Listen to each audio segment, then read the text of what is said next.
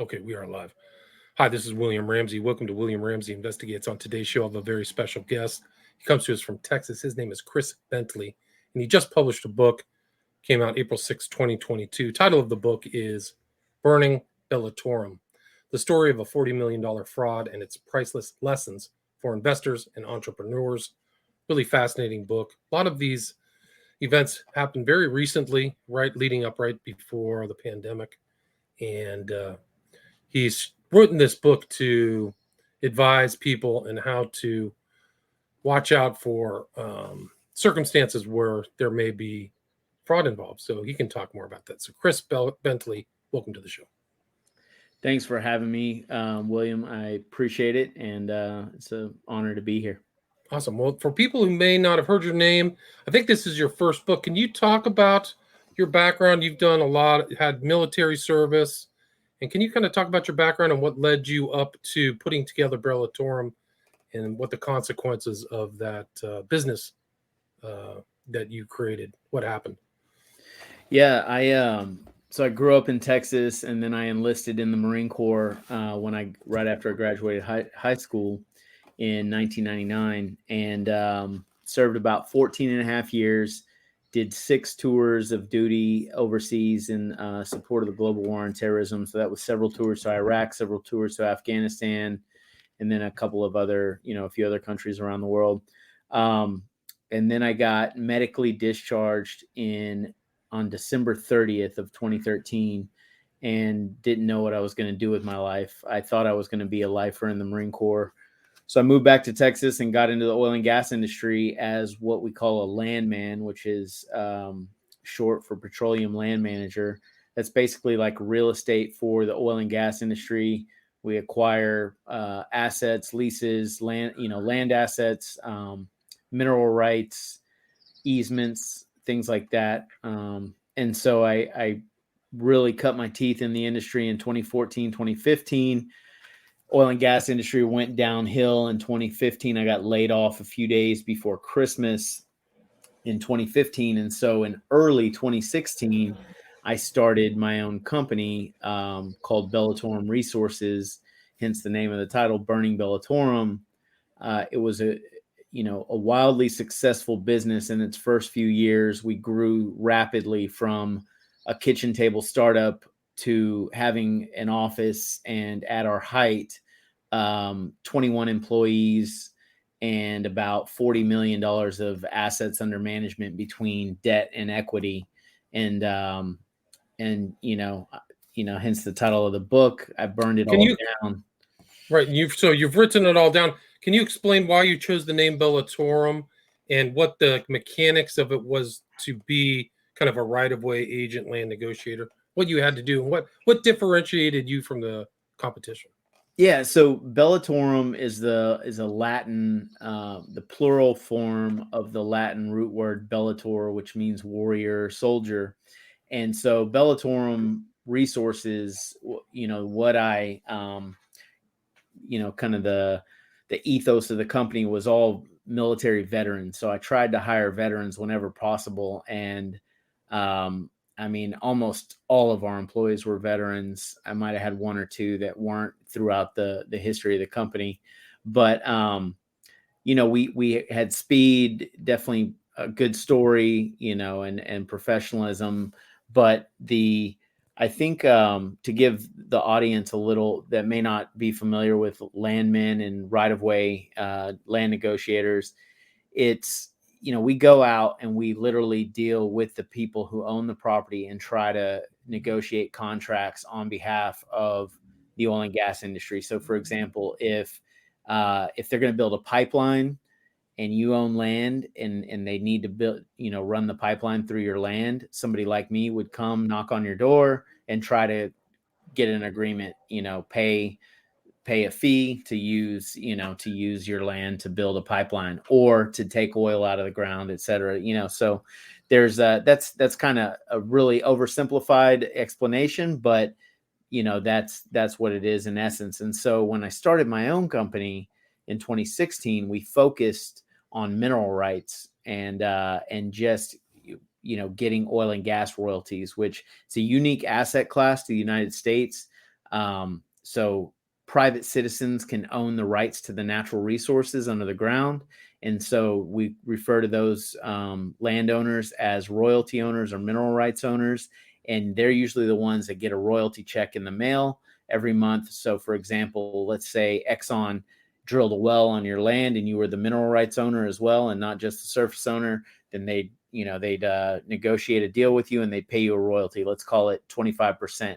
So literally top line revenue, every barrel of oil that comes out of the ground, you'd be getting 25% payment of whatever that market rate was. So we were trying to acquire those assets and then flip them, which we did very successfully in our first few years.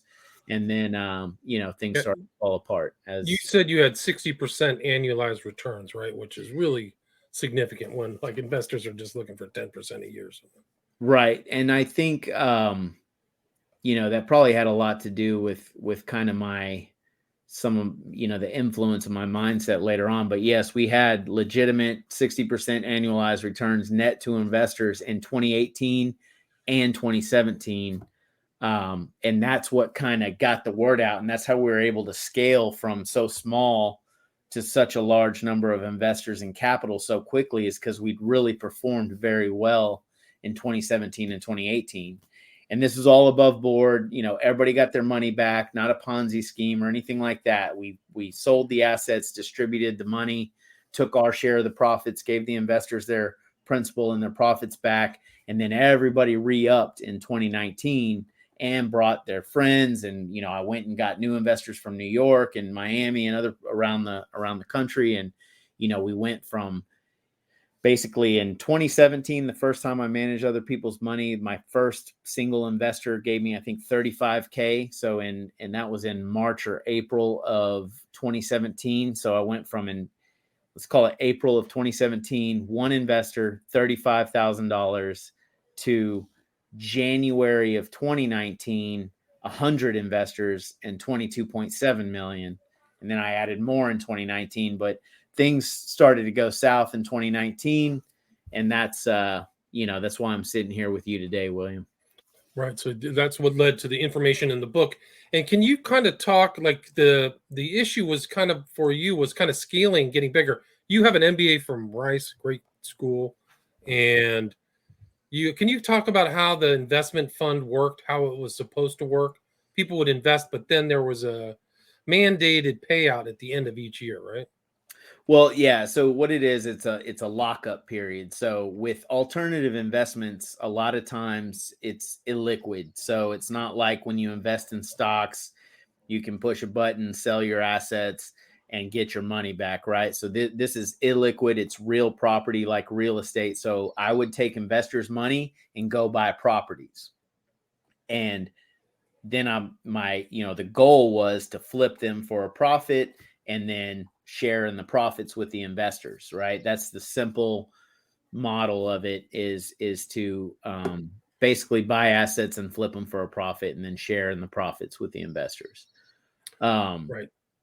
So what happened, is we bought properties in 2019, but I think not to bore your audience with too much technical detail, but there's a lot of work a lot of research and work that goes into finding these mineral rights assets. It's a very niche asset class. There's a lot of information asymmetry and a lot of nuance to this, to finding these deals. Well, we had done really well again in 2017 and 2018, as I mentioned, but the work that goes into preparing that deal flow to finding those deals, I neglected that in 2018, while I was out raising the money for the 2019 fund.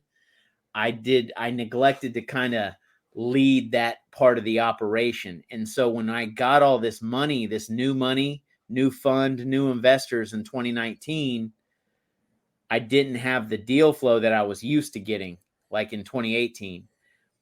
So what I started to do is, first we tried to fix it and say what happened. We thought we figured it out. And I talk about this in the book, and I was just on a podcast the other day about how if you're an entrepreneur, you really need to focus on your operations and your deal flow generation, whatever that is, however you make money, make sure that's squared away before you go scaling and bringing on new capital. But long story short, started buying deals like overpriced bad deals just for the sake of putting the money to work to stay relevant, in the industry. To a lot of things were influencing that. But then the industry started to take a downturn again, which happens in oil and gas. It's very cyclical. So this is before COVID, by the way. It didn't crash in 2019, but it started to go downhill. There were some other things happening in the industry, and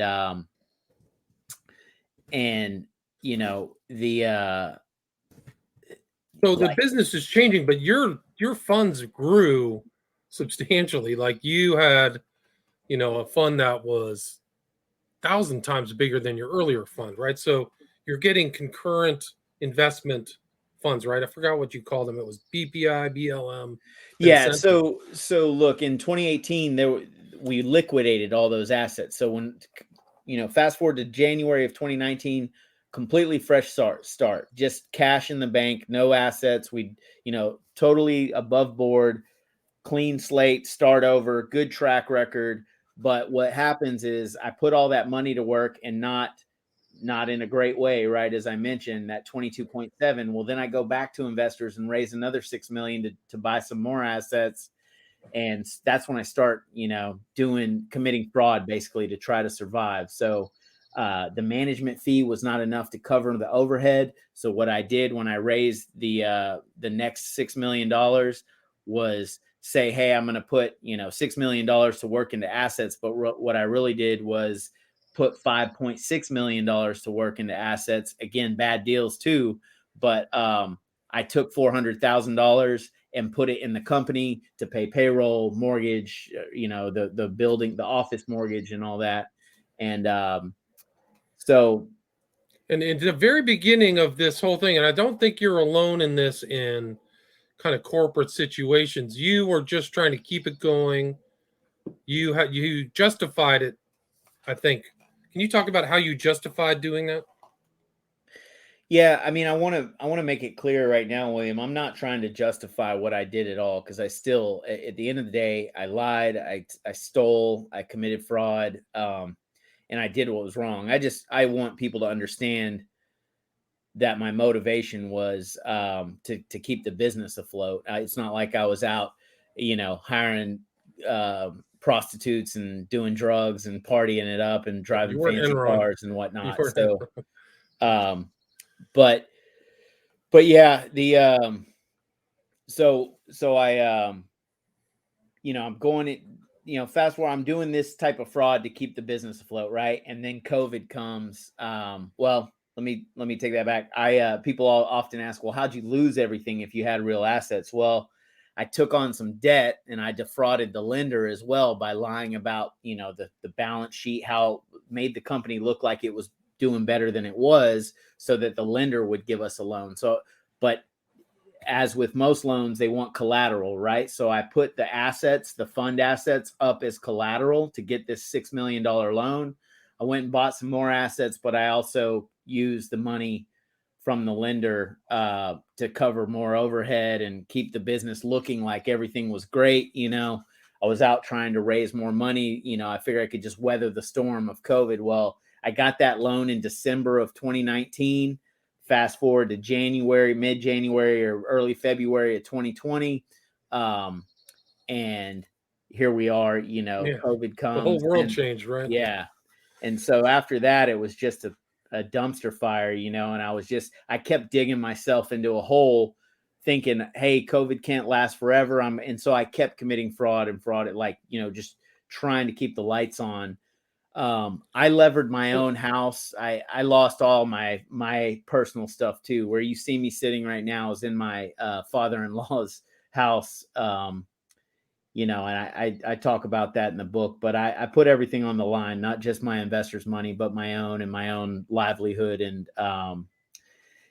but here we are today, and I'm awaiting charges. And I think the purpose of the book, though, I want to put this out there real quick, William, and then, put the ball back in your court. But I wrote this book for two reasons. One, as a way to start to make restitution. I haven't been mandated restitution or charged yet. The FBI was not onto me. Nobody was onto me. The lenders had an idea, but there was no investigation. Nobody had turned me in or anything like that. I went and turned myself in because my conscience got the best of me. But I thought in the meantime, I could write this book, start to, assuming it sells well, start to make restitution to investors. But also, I think there's some really valuable lessons in here for investors and entrepreneurs and just business leaders, and I think they can learn from the story.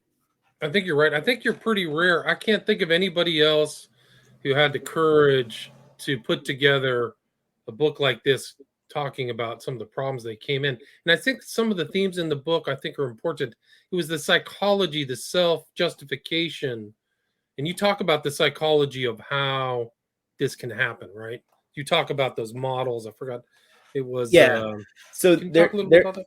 Yeah, so there's a lot of there's a few different models. There's the fraud triangle, which the Association of Certified Fraud Examiners tends to use as their main their main model. And it's basically just talks about how, there's motivation, opportunity, and the and then like a weakness in the system, basically, that you can exploit. And that's true. I mean, we could talk for hours about the different fraud models and the mindset, but I think to just summarize it, there's, whether your motivations are good or bad or whatever, as they say, the road to hell is paved with good intentions.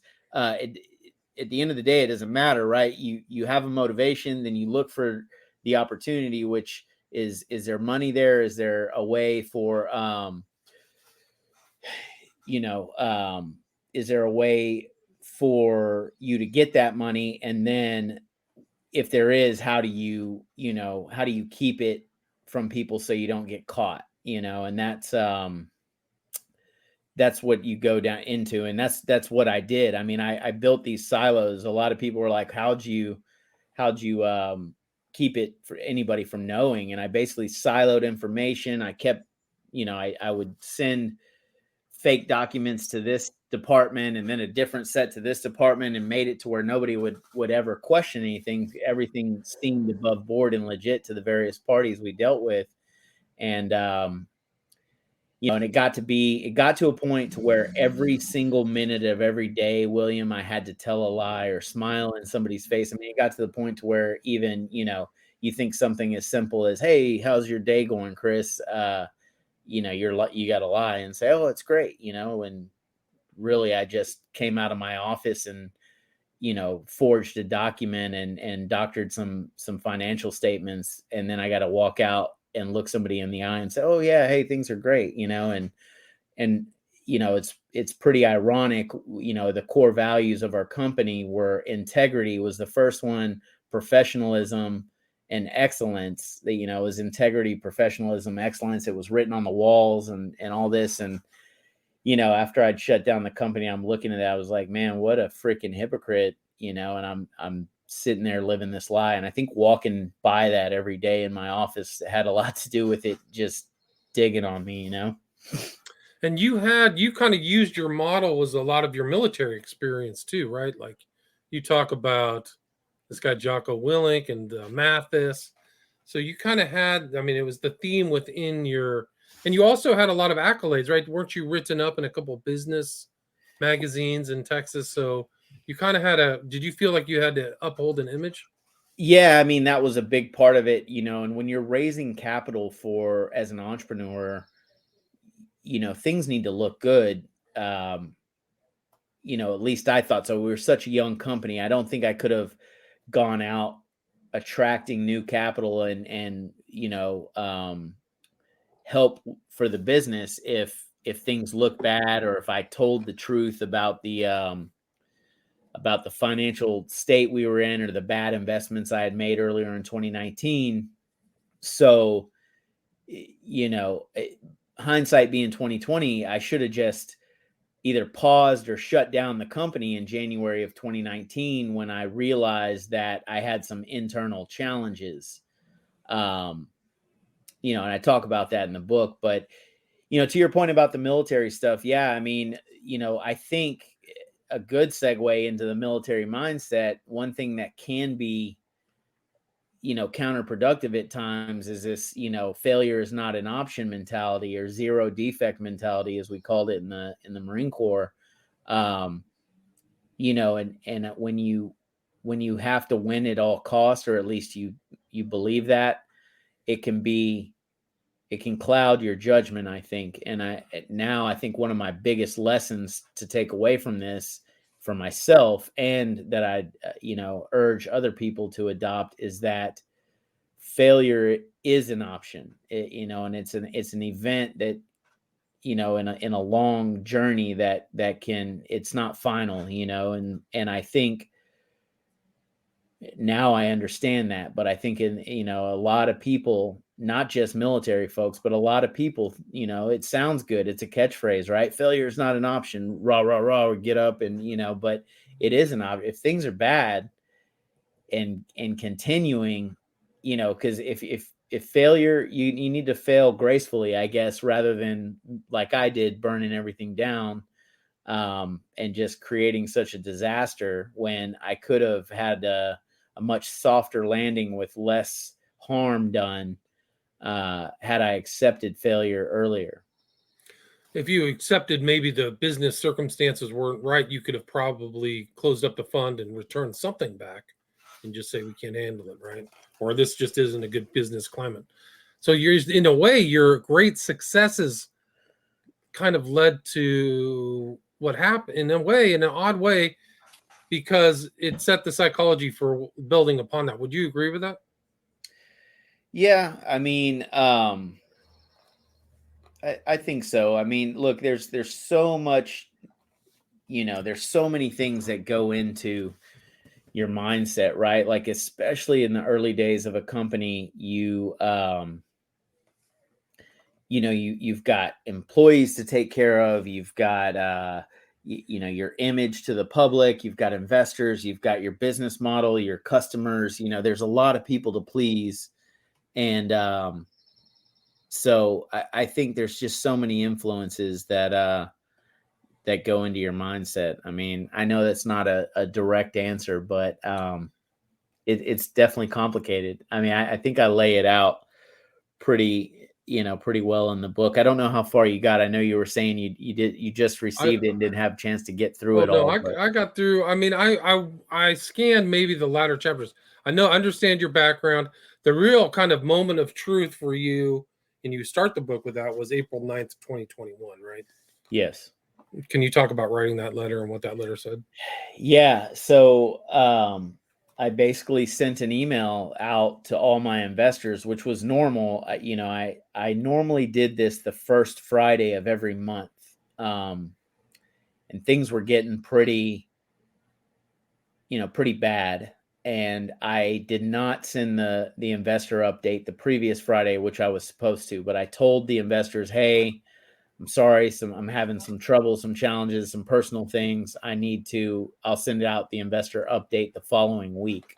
Well, the reason I said that is because I already was thinking about turning myself in. And I was basically trying to figure out how to turn myself in. There's no, you don't call 911 when you're have committed fraud. And I mean, who you don't really know who to talk to. So I did some digging, try to figure it out. And finally I got in touch with a lawyer that knew what I needed to do. He set up a meeting with the FBI and the Department of Justice. And so once I had all that locked down and I had, the meeting set, I sent out an email to my investors, basically coming clean about everything. And, and said, hey, I'm sorry, but I've lost everything. And, there's not much left in the way of capital or assets. And I'll do whatever I can to help, but I'm also turning myself in. At that time, I thought for sure they would arrest me and I'd be in jail. But They just met with me. They took all the details, and a few days later, they came to my office and took a bunch of computers and evidence, if you will, to corroborate my to I guess basically to make sure I was telling them the truth.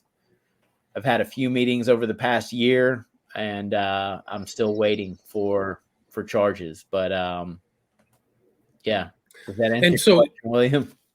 right. I mean, I wish you the best. I wish you the best of luck, and hopefully everything you can come with the softer landing. I don't know what will happen, but you kind of go into these warning signs. You talk about it's not just how to avoid fraud, but about the investor's sensibilities, right? So their philosophy as well is like sometimes these deals might be too good to be true, right? Yeah, I mean, look, I talk a lot about structure, right? So I think my warning to investors is, you need to read the documents. And I think a lot of people did not read the documents in my case, right? And I just, a lot of these documents you get, they're called private placement memorandums and limited partnership agreements. When you do this, when you do a limited partnership structure, right, and it's all alternative investment, you have a general partner and you have your limited partners who are the investors. Well, a lot of times there's these off-the-shelf boilerplate documents that give a lot of authority to the investment manager, such as myself, and and you know I had the ability to do what I did. Let's just put it that way. So, if you read the documents and you see like, wait, there's no reporting requirements, there's no oversight board, you can request those things as an investor, and I talk about investors looking for that stuff in the structure, but I also talk to entrepreneurs like, hey, when you're creating your company, you need to put these boundaries on yourself, because everybody wants to do things. I should say most people want to do things above board and have a good business that they operate with, within the color inside the line, so to speak, and they just do everything right and make money the good old fashioned way, right? Well, when things go south and you don't have a lot of capital in the bank, a long runway, especially when you're a new company, you may be tempted to do things in a certain way. But if you put these boundaries on yourself in your operating documents up front, then you can create a way for yourself to handle these situations too, to where, okay, here's what you do in case of a deal's gone bad and you need to, it's basically like in case of emergency, break glass, right? Like put that in your operating documents, right? And I didn't have that. And again, I mean, hindsight's always 2020 for me, right? But I think it can be close to 2020 for folks that read this book. They can say, all right, this is what I should do if I'm starting a company, or here's what I should do if I'm investing in a new company that, where I've given a new entrepreneur money to manage and invest on my behalf. Right. And so you advise, like, where are you putting your money? Don't put all your eggs in one basket, things like that. Can you talk about this? Like, what are the signs of fraud that people should look out for?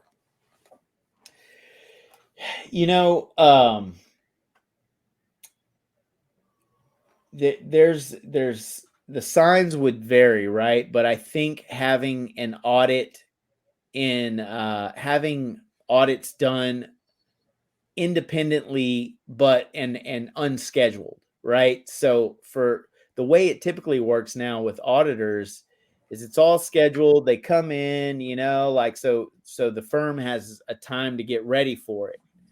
But I think doing independent audits, unscheduled, randomly, definitely are a way to prevent it. If things seem like they're not right, something starts to deviate from the norm, the manager starts to, act different, then question it. Don't be scared. It's your money. I think a lot of investors didn't want to disrespect me, and they might have had concerns or questions to ask me, but I didn't have a lot of people beating down my door. I had a few, but I didn't have a lot saying, hey, what's going on here? I will say going through this during COVID and the pandemic probably made people a little more forgiving of me. So they thought, oh, he's not committing fraud. It's just a bad time, right? And that was partially true, but I was committing fraud to try to survive the bad time and digging a deeper hole. And so I just think, again, the random audits show up. If it's your money, have the right to go in and kick the tires whenever you want. And I would say that a manager should have the transparency for their investors and allow them to do that. Right. It reminds me of kind of Theranos, that Theranos situation where that girl, she kept that fraud, going for a long time. Huge amount of money too. Like, Yeah, I mean,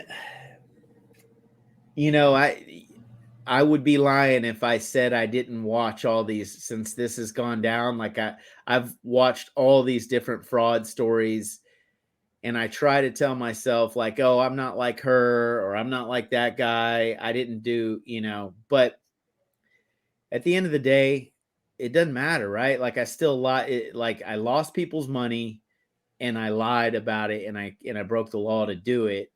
Um, I think it's similar. Like, I hate to say it. I really hate to say it because I mean, I really had a legitimate business at first, and I don't think she ever did. And that's the right. only difference, right?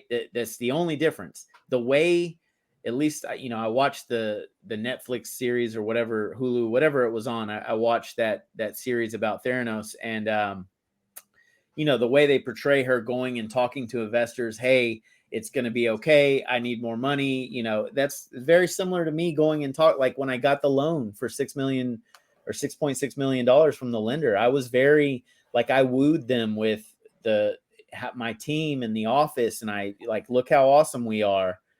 And I knew that things were not going well. I think, and again, I think the only difference is she never had a viable business. She didn't have a viable thing. It was Black Ever. Box something, yeah. I Yeah. think she was trying to make it a business. I think that was her gamble, is that she was going to try to, Yeah. and try to And get the you money can and then make a business. But absolutely, like, I think she genuinely wanted to have a legitimate business. I don't think her whole goal was like to just, you know, steal people's money and live the high life and never, I think she really wanted to create that thing, but she never had it. But it like I was saying, the relevance or the correlation to the Bellatorum story is I did the same thing. I went and talked to investors and I lied to them about the state of the company, right, the and only that's a warning. That's part of your book, is the warning to future investors to watch out for this. You talk about getting all the paperwork too, right? Like, you really, not the words, but it's informational asymmetry, right?